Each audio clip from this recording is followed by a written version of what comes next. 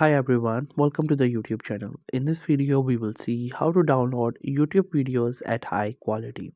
So if you like to download the YouTube videos so that you can watch them later, but you want them in the highest quality possible. So I'll show you the easiest way to do it. So first you have to simply go to the YouTube, and after that you have to click onto your name, which is on the right side, and then you have to click on settings. Once you get into the settings, on the left side you will see different options. From all these options, you have to click onto this fourth one, which is downloads. So just simply click onto downloads.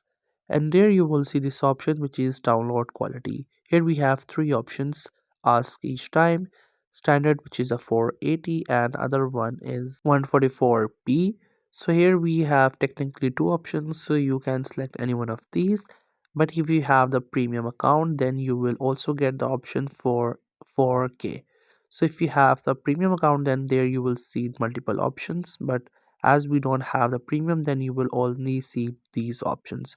So you can select the standard, where you will get the highest possible quality for the download. So that's how you can download YouTube videos at high quality possible. I hope you found this video helpful and informative. Make sure to subscribe the YouTube channel for more informative videos and updates, and thank you for watching the video.